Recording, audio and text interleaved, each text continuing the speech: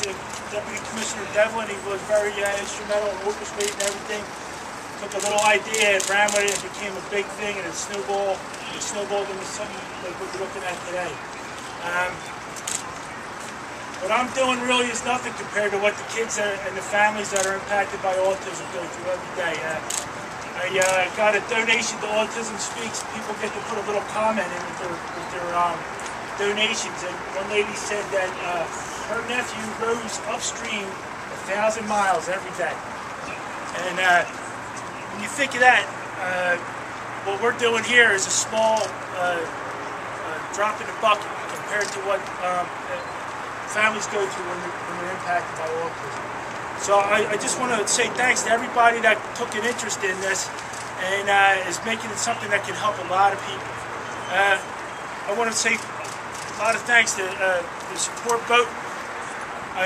We have to call it a support boat only because it's another boat, but this is a team. I couldn't do what I'm doing without these guys.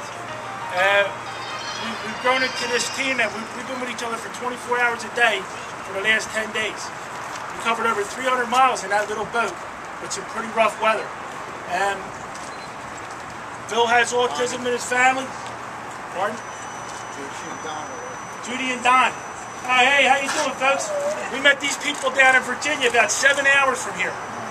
They met us in Chesapeake City, and then they're here today. They like this story so much.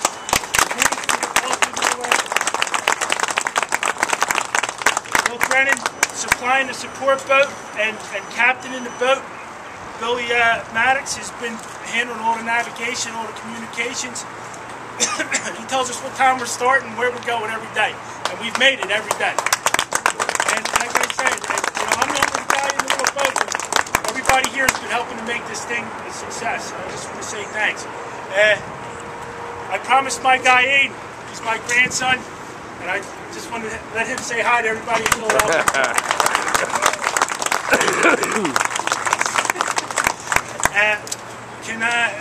Mike, are you going to introduce everybody else, or can I bring some people up? Podium is yours. Christina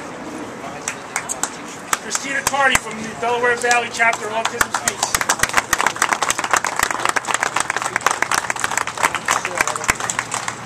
Before I turn it over to Christina, I want to let you know we have some Voyage for Autism Awareness t-shirts. Aiden, again, can I lift you up, buddy?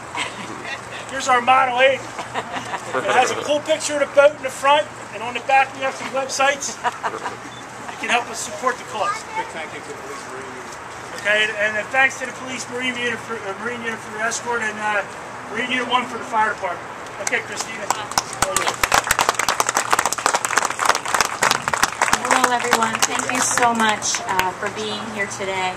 This is such a joy for us at Autism Speaks to have met Neil.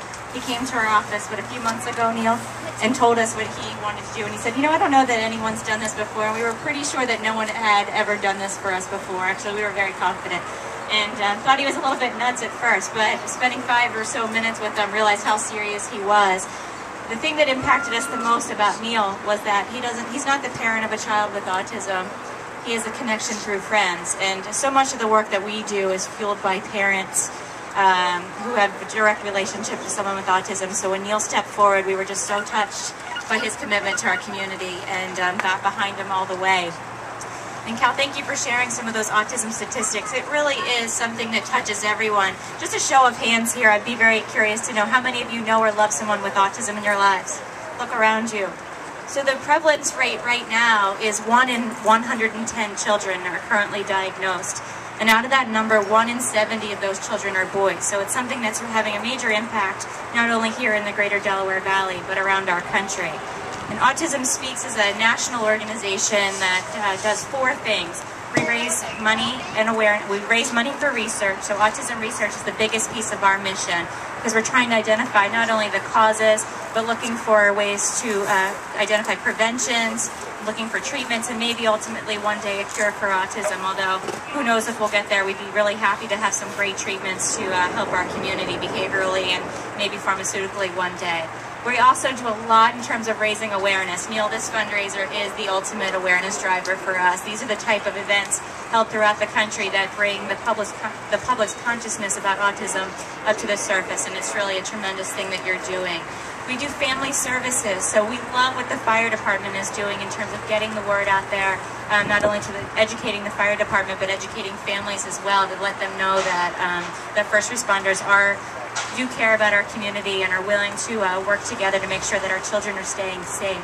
That's a big part of what we do at Autism Speaks. We have a lot of free toolkits on our website that I encourage you to look at, from getting a new diagnosis. We have something called a 100-day kit that'll help walk a family through a brand new diagnosis. We have a first responders kit, which also helps educate first responders. And we have a transition toolkit, which is an issue that Cal brought up, that there are no services in place for those with autism who are transitioning from the teenage years into adulthood. We are in a crisis here in the state of Pennsylvania, and truthfully through states throughout our country. So it's so important that we begin to put services in place to help these individuals. There really, truly is nothing in place, so we all need to work together. And looking at this transition toolkit is really the first step in determining what we can do to help out. And we also do advocacy. It is so important that we are fighting for the rights of individuals with autism all over the country. We're really proud that here in the state of Pennsylvania we have one of the best mandates in place that provides insurance coverage for children with autism, so that insurance companies will stop discriminating against children by paying for services that they so rightfully deserve. We have to stop asking our families to put $35,000 to $50,000 per year out of pocket for services that their kids deserve, the same way that anyone else's kids deserve treatments for whatever disorders are affecting them. You know, in talking about the prevalence of autism, again, we know that more children will be diagnosed this year alone with autism as opposed to AIDS, diabetes, and cancer combined. Okay, so it is really, really important that we are advocating for these children and their families. So Neil, thank you so much for what you're doing. Thank you to the Philadelphia Fire Department. Thank you to the Independent Seaport Museum for giving us this beautiful venue to welcome Neil. And thanks to all of you for being here today and supporting Autism Speaks. Thank you.